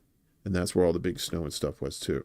But no snow today. So we're, just a little snow on the beard, but not anything else today. We had a huge windstorm in Seattle, in the Seattle area. Power was knocked out almost 24 hours in your neighborhood. Well, did you get it back on? Everything back on there, bud? I hope so. Almost to the end here. Okay, cool. What the? I didn't mean to do that. All kinds of shit. So, you want to protect journalists in this country or anywhere around the world, you're going to have to fight for it, because there are so many people that are trying to silence the real truth tellers. And that includes your boy Trumpy. Sharing of biased and false news has become all too common on social media. More alarming, some media publishing are true without checking facts first. Unfortunately, some members of the media use those platforms to push their own personal bias and agenda to control exactly what people think. And this is extremely dangerous to our democracy. So Trump calls on the GOP to kill a bill designed to protect journalists. This is from Common Dreams, Jessica Corbett. reporting. Journalists and press freedom advocates this week responded to U.S. President-elect Donald Trump's attack on a proposed federal shield law with renewed calls for the Senate to pass the House-approved bill before he returns to office in January. Republicans must kill this bill, Trump said with a cheese sandwich stuck to his face that he didn't know about. He said that on a social media platform Wednesday, responding to a new PBS NewsHour segment in which Jody Ginsburg, CEO of the Committee to Protect Journalists, the CPJ, discussed the proposal's importance. Bipartisan Protect Reporters from Exploitative State Spying, or PRESS Act, which passed the House in January, would bar the federal government from forcing journalists and telecommunications companies to disclose certain information to protect sources and reporting materials, with exceptions for threats of terrorism or imminent violence. Several states have various shield laws, but advocates have long pushed for one at the federal level. Given Trump's long-standing hostility towards the press, which he has called the enemy of the people, there were fresh demands for Senate action after he won the presidential election earlier this month. Those same voices have reacted with alarm to Trump's Truth Social post calling on the GOP to block the bill, noting that Democratic administrations abused their powers to spy on journalists many times too. Trevor Timm, executive director of Freedom of the Press Foundation, told CNN that the president-elect should reconsider his position because the Press Act protects conservative and independent journalists just as much as it does anyone in the mainstream press. The Bipartisan Press Act will stop government overreach and protect the First Amendment once and for all, he said. Tim also highlighted that much of the reporting Trump likes, from the Twitter files to stories poking holes in the Russiagate conspiracy, came from confidential sources, and the bill is backed by some of the incoming president's congressional allies. See, that's what I'm talking about. When you're trying to get to people, you got to find that common ground. Say, hey, look, buddy, you like the Twitter files, right? You like that, they were poking, they tore Russiagate apart, but, they came, if you have this bill or this law, then none of that happens. For example, Congressman Jim Jordan and Senator Mike Lee are champions of the Press Act because it would protect all journalists, including many who reach primarily conservative audiences, he said. That's good for the public, whether they voted Republican or Democrat. Earlier this week, before Trump weighed in, Senator Ron Wyden, the bill's lead sponsor in the upper chamber, quickly said that I'll be pushing as hard as I can these next 2 months to pass my Press Act to protect journalists from government spying and surveillance. Anyone who cares about protecting journalism and a free press should contact their senators and ask them to support the bill. Although the bill has some Republican backers in the Senate, there are also opponents, particularly on the Senate Judiciary Committee, where it is stalled.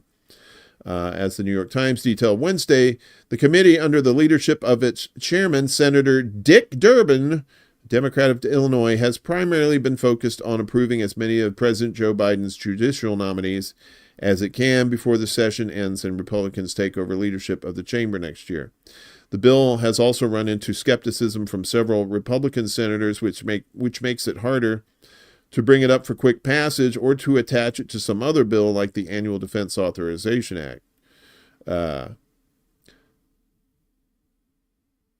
According to the congressional staff, the bill's primary adversary on the Judicial Committee has been, who else? Senator Tom Cotton of Arkansas, hawkish Republican who gained public attention as an Army officer in 2006 while serving in Iraq by attacking the New York Times for its publication of an investigative article about a counterterrorism finances program. I don't think he said that, but I like talking country. Another Republican committee member, Senator John Cornyn of Texas, is also said to express some reservations. The fact that Trump is railing against the Press Act tells us everything we need to know. He wants no shackles when it comes to attacking, intimidating, silencing the press, said David Kay, University of California, Irvine law professor. As reporters and media defenders urge passage of the Press Act, many are also sounding the alarm over H.R. 9495 that we told you about earlier, the Treasury Department stripping nonprofit status from various organizations. So it really doesn't matter who your president is, seriously. And hey, Miguel, what's up, buddy? Good to see you. We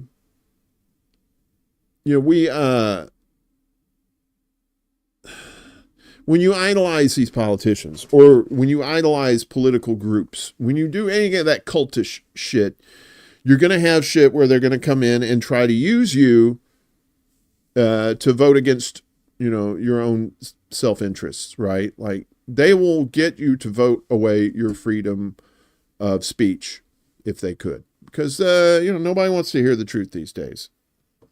Nobody. So Warner Brothers is under fire over a movie on Israeli Air Force founder. Warner Brothers, all about that propaganda. Warner Brothers is developing a film about Adolf Schwimmer, a World War II veteran and the founder of the Israeli aerospace industries, with Aaron Sorkin slotted to write the script and possibly direct, as reported by Deadline. According to the sources, the film will be based in part on an article by David Kushner, published in Business Insider earlier this year, titled America's Greatest Gift to Israel. Two Hollywood institutions, the Warner Brothers Film Studio and screenwriter Aaron Sorkin, are teaming up to make the movie, portraying Schwimmer's role as iconic and heroic. However, critics have criticized the work as biased towards the Israeli narrative. Well, you think? You think that's biased? I don't know. I'm not very bright. I'm just an old guy. In 1948, Schwimmer defied an international arms embargo by covertly transporting military planes and over 50,000 weapons through Czechoslovakia to the Haganah, the Zionist militia. These arms played a crucial role in the 1948 Nakba, which led to the killing of thousands of Palestinians and dozens of massacres and the forced displacement and expulsion of approximately 750,000 Palestinians. The work was widely criticized and described as an effort to whitewash Israeli crimes in what is also described as art washing. Many expressed their condemnation of the work, considering it an attempt to conceal American-backed genocide and colonial history. Some considered featuring Schwimmer exposes how criminals are considered heroic only because they're white Jews at a time when thieves are canonized for robbing land and material. Another critic condemned the effort as an attempt to whitewash genocide, remarking, movie studios are openly signaling they believe audiences will blindly accept figures responsible for atrocities. As the Israeli occupation supported by the U.S. escalates its assaults on the Palestinians in Gaza and intensifies detention campaigns in the West Bank, many view the timing of this project as highly contentious. Bella! What is up? Your house is burning to the ground. The situation is dire. Your house is already burned to the ground. The situation is over. Richard Westberg. One criticized what the veteran was praised for, highlighting that his heroic sacrifice was a violation of an arms embargo on Israel. Yeah, he broke the law. Another critic denounced the movie, describing it as a depiction of a pilot shaking hands to swelling music while children die in the Gaza Strip. The Israeli occupation, so this has been going on since October 7th, killing more than 40,000 Palestinians. Yes, so, and I guess this is the movie, and they age restricted it or something. I don't know what the fucking deal with that is, so. Come on, what are you doing? There we go. So yeah, more nonsense for you here this morning. So the the Canada House Speaker warns MP over pro-Palestine pin, but not a Ukrainian pin. So now it's come down to pins. Pins, folks. P-I-N-S. Canada Speaker of the House, Greg Fergus, issued a warning to MP Heather McPherson for wearing a pro-Palestine watermelon pin while advocating for a complete arms embargo on Israel amid its ongoing war on the Gaza Strip. McPherson pointed out the speaker's double standards, saying a number of MPs are wearing pins to advocate different causes and were not called out for them. She further challenged Fergus's inconsistency and highlighted anti-Palestinian racism when her microphone was turned off. She also said she would wear a Ukrainian pin the next day, wondering whether her pin would still be called a prop. Canada's complicity with Israel in the genocide in Gaza, including through diplomatic support, has been highlighted on several occasions, including through protests targeting weapons firms that deal with the Israeli occupation. A couple of days earlier, protesters organized a sit-in outside, wouldn't it be a sit-out? Outside the Collins Aerospace Factory in Oakville, Ontario, demanding that the company cease selling weapons components for military aircraft destined for the Israeli occupation, Press TV reported. According to activist statements, the protesters blocked the morning shift staff from entering the facility. The demonstrators called on the Canadian government to implement a comprehensive arms embargo on Israel while urging Collins Aerospace to stop supplying components for fighter jets and attack helicopters used in the occupied territories. Rabbi David Mivaser, a member of Independent Jewish Voices Canada and an attendee of the protest, emphasized that the weapons being manufactured here at Collins Aerospace are directly used in the mass killing of Palestinians, violating the very values of humanity and dignity our tradition upholds. By profiting from this violence, Canada betrays its moral and legal obligations, he pointed out. Yes, very good, yes. Your moral and your legal obligations be damned, right? You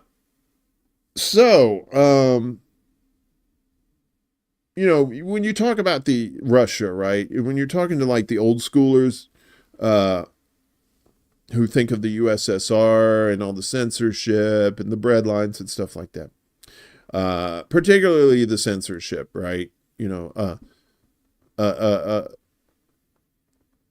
a Russian leader or president would get sick and just disappear from public, and then they were like, oh yeah, he died.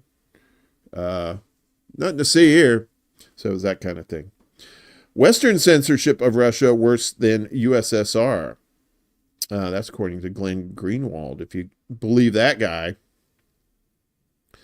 Governments in the West are obsessed with hiding information from their own populations, going so far as to criminalize the platforming of media such as RT, Glenn Greenwald has said. In an interview with Tucker Carlson on Thursday, Greenwald pointed out that throughout the Cold War, the New York Times would publish speeches by Nikita Khrushchev, Leonid Brezhnev, and other Soviet leaders contrasting it with the current situation. Now it's practically criminalized, Greenwald told Carlson. When the Russia-Ukraine conflict escalated in February 2022, one of the very first steps the EU took legislatively was to ban the platforming, to criminalize the platforming of Russian media like RT and Sputnik. They made it a crime, and YouTube immediately pulled it off because they didn't want their citizens hearing any information from the Russian perspective. I mean, you can hate Russia, you can think Russia's evil, you can think whatever you want about Russia, but why wouldn't you want to hear from the other side, Greenwald said. See, that's what a journalist says. You got to get both sides. Even if the other side is bullshit, you still got to get the other side. Because that's you have to contrast, you know, the truth and bullshit. Carlson noted that he listened to Russian President Vladimir Putin's speech announcing the military operation ahead of interviewing him earlier this year, calling it remarkable. Most Americans had no idea of his thinking when it came to Ukraine, Carlson noted, wondering why they would choose to remain ignorant. Carlson and Greenwald agreed that part of the reason is that propaganda works, with many of the people denouncing them as Russian stooges, becoming convinced of the narratives relentlessly pushed by CNN and other outlets. The 2021 impeachment of then President Donald Trump, seemingly pointless at the time, was intended to prevent him from declassifying many documents that the U.S.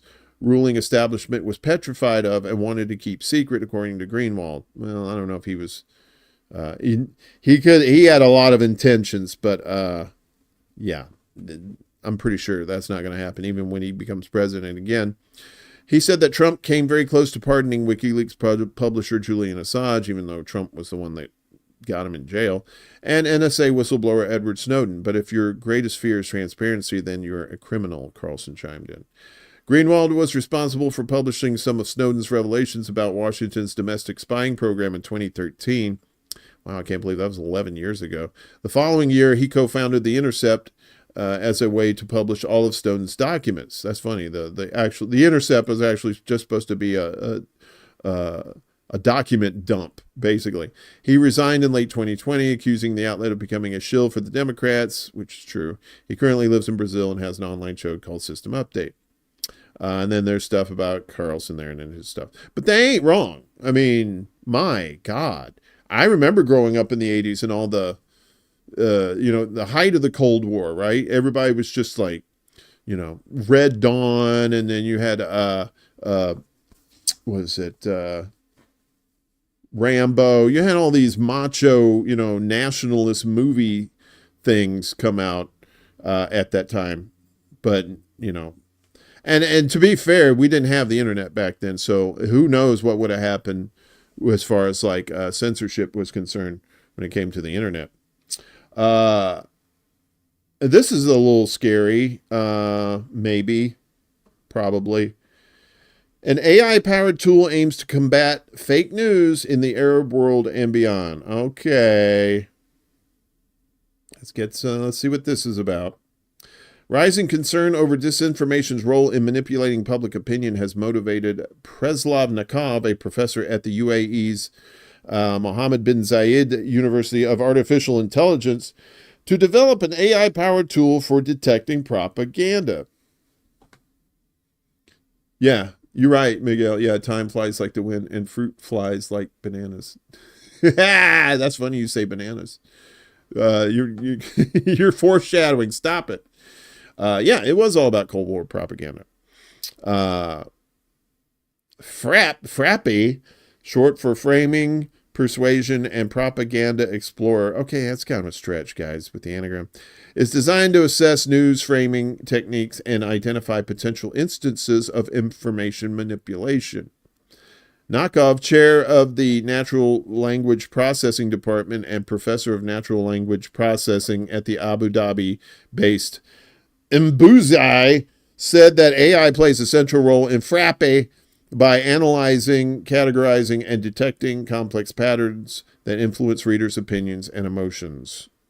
Analyzing, categorizing, and detecting complex patterns that influence readers' opinions and emotions. That kind of sounds like the data collecting that they do. You'll be looking at some advertisement for like a car or something, and then the next thing you know, that's all you get is car advertisement ads. The tool offers real-time, on-the-fly analysis of individual articles while enabling a comprehensive comparison of framing and persuasion strategies across a wide range of media outlets. Wild. The UN defines disinformation as inaccurate information deliberately created and disseminated with the intent to deceive the public and cause serious harm. It can be spread by both state and non-state actors and can affect human rights, fuel armed conflict, and undermine public policy responses. The Global Risks Report 2024 by the World Economic Forum identifies misinformation and disinformation as a top short-term global risk. These forms of deceptive communication not only mislead the public, but also erode trust, deepen societal divisions, and threaten fundamental human rights. Nevertheless, the WEF highlighted in an article in June that while AI technologies are being used in the production of both misinformation and disinformation, they can be harnessed to combat this risk by analyzing patterns, language, and context. That's Nakov right there. Nakov said that Frappy, trained with 23 different linguistic techniques, uses AI to identify specific persuasion and propaganda techniques such as name-calling, loaded language, appeals to fear, exaggeration, and repetition. Loaded language. That's interesting. Loaded language. Frappy further uses AI to perform framing analysis, he said, adding that the tool distinguishes the main perspectives from which an issue is being discussed: morality, fairness, equality, political, and cultural identity. With a database in excess of 2.5 million articles from more than 8,000 sources, the multilingual system enables servers to explore and compare how different countries and outlets frame and present information.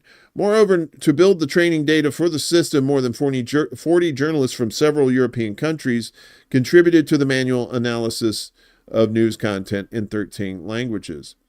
This manual analysis, according to Nakov, allows Frappy to discern the underlying frames that shape how stories are told and perceived. By identifying the dominant frames within an article, Frappy compares these across media sources, countries, and languages, providing valuable insights into how framing varies globally.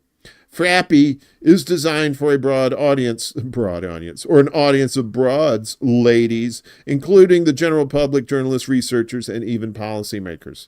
for the general user. Frappy serves as an educational tool to explore how news content is framed, enabling them to identify propaganda techniques like name-calling, flag-waving, loaded language, and appeals for fear.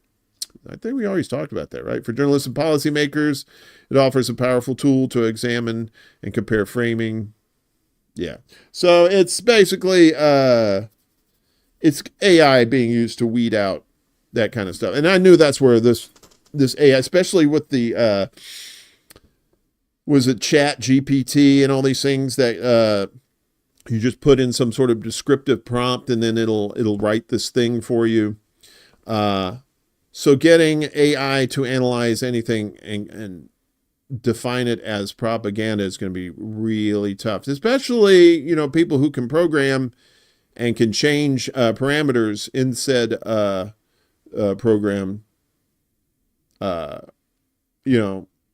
for their own nefarious reasons. So AI or robot overlords will not be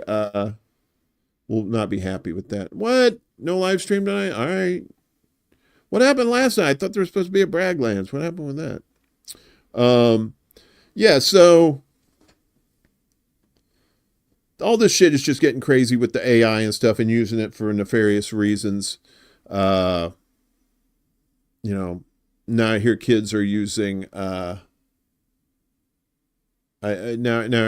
people are using, your kids are using Chat GPT to make like term papers and do their homework and stuff like that. So I knew that shit was going to happen. Okay, well, finally, if you're into weird shit, and I know you are if you watch this show, I know you've probably joked with your friends or something like that when it comes to art. How like you go to a fancy museum or something like that, and you see this giant mural, but it has like one red circle on it or something like that, right? And it's called The Essence of Joy, and it will sell for like a couple $1 million because some idiot wants a red circle, whatever, right? So there are people who said, you know what, I could probably just tape a banana to the wall here and people will think it's art, right? Tape a banana to the wall, man, that's crazy talk there, Quagmire. Well, no, it's true. Going bananas. Duct tape fresh fruit sells for millions at Sotheby's. A banana duct taped to a wall is causing a stir in the art world again. Comedian, this is the name of the artwork, it's called Comedian, and it's just a duct tape banana. That's it. It's pretty wild. Comedian by Italian artist Maurizio Catalan drew the attention of art enthusiasts in 2019 at Art Basel, Miami. It just sold for $6.2 million at Sotheby's auction house.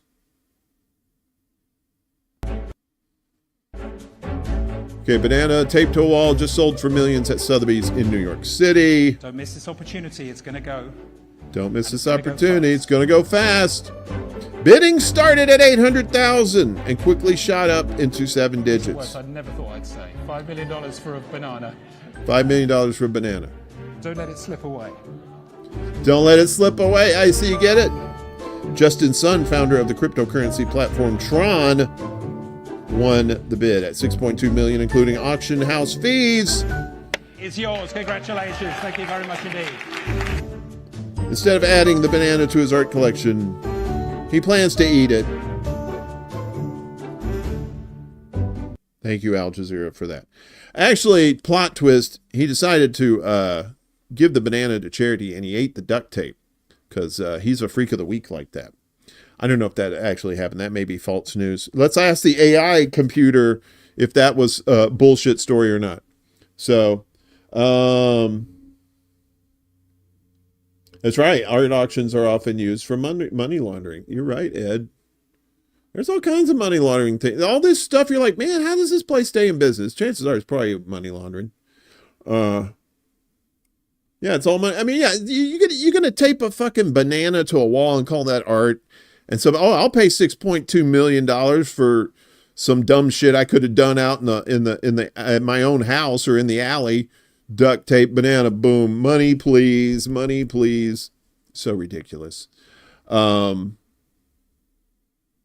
hey, Mariana, good to see you. Yeah, so basically, the people take this dirty ass money and buy this art, and then that dirty ass money that will go into like infrastructure, like, you know, maintenance fees or whatever, and other stuff. That's how they do it. That's how they wash that money, right? Like all these weapons going over to Ukraine, to the Nazis there. But you'd have to be bananas to bid so much on a banana. I know, right? You'd think if somebody paid $6.2 million for a banana, somebody made a monkey out of them. Hey, yeah, all right. Yeah, you liked that one, didn't you? I know you did. All right. I don't know how you got in. You can see your way out. All right. I don't know who that was. So, yeah. So that's where we're at now. We're selling bananas taped to walls for art. The human race is fucked, folks. There's too many stupid people on this planet to do anything about things. So if you're old like me, at least you don't have long to live. If you're a young person, I really feel sorry for you. I hope you find a cure for all this bullshit, because we really need for this bullshit to go away. All right, so what is going on today? So Willie said no show today. But I believe at 2 p.m. Eastern, coming up a couple hours. No, wait a minute. In about an hour, Kevin's going to be on Black Bear News. And then, of course, our buddy D, Around the World, D and Friends tonight at 9 p.m. Eastern. Kate, what's up? My husband used to do cybersecurity for an art gallery. When he and gallery lawyer discovered something, they both quit. What'd they discover? I mean, you ain't got to tell me here, but damn, now you leaving it with a cliffhanger. All right, well, don't forget, tomorrow night, folks, it's this little thing of a gem of a show we like to call The Secret Show. It's not secret when you advertise it, but, you know, it's fun to say secret show because we like alliteration around here. Tomorrow night, midnight Eastern, 9 p.m. Pacific time, or specific time if you're specific about it. I'll be on a little announcement to make at the end of the show tomorrow, but we'll be doing our regular nutty stuff, having fun with the gang in the chat and playing some videos. Also, I should say this. I do want to really tease. Well, yeah, it's true. A lot of times criminals are caught up in art stuff too. So it's just like, yeah, it seems like the easiest way to, you know, launder money. So tomorrow night, if you haven't seen it already, I would suggest watching it where you can find it. It's on YouTube, I think, but it's the new there's a new Star Trek short film. I think it's called Unification. I believe that's what it's called. Anyway, we're going to play it, the whole thing, tomorrow night on the show. I think the running time for the actual movie itself is like around 8 minutes or so, but then there's like a bunch of credits and stuff at the end. Kirk, Spock, but with the, you know, the fakums, the face fakums. I don't know what that technology is called. I could call it face fakums right now. Deep fakes, right? They do a deep fake, and it's really well done. So we'll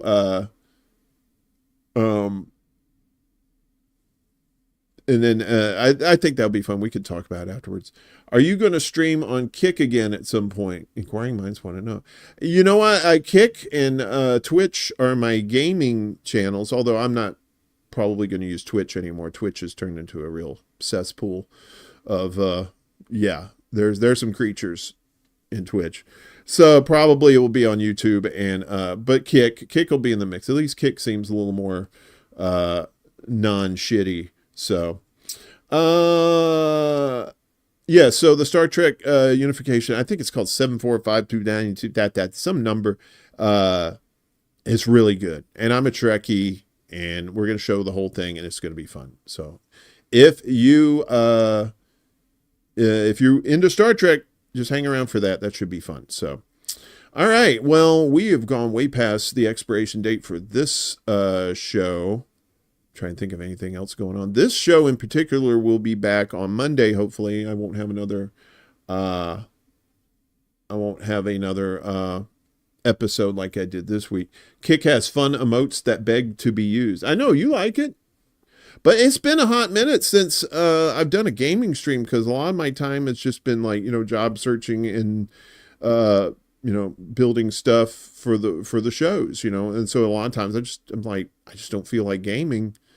But because that deer simulator, that was, we need to find another rando what the fuck kind of game. That's just a game that's so bad that it's good, that we could sit there and I can play it and we can talk about it and make fun of it. So anyway, that's for future endeavors. But for right now, I'm going to get the fuck out of Dodge. This show will be back on Monday at 11 a.m. Eastern, 10 a.m. Central, 9 a.m. Mountains, 8 a.m. Pacific time. If you want to donate to the show, there's links down below. We got CashApp and Venmo and all that good stuff if you want to do some immediate stuff. Or if you want to become a Patreon, you can do that. You can, $1 a month. If you can afford that, that'd be great. If you can't, that's fine too. We put your name up on the show, let people know what a cool person you are. The deer simulator was hilarious. If we can't find anything new, Miguel, we may have to revisit the deer simulator, because I'm sure there was more shit in there that we didn't get to. Probably not much more, because that game is not very robust. I think they say something like you could finish that game in 30 minutes or something. I don't know. But come see us secret show tomorrow night, and then back here for Morning Extra on Monday. Check out all our pals here. Where is this? Right here. All our buddies, their shows, the content creators and their channels. I probably need to update some of those. But there's a lot of good stuff there. And always, check out independent media, but always be skeptical too. Always be skeptical of everything. Don't take anything at face value these days. That's how people get you. That's how suckers are born. Don't be a sucker, man.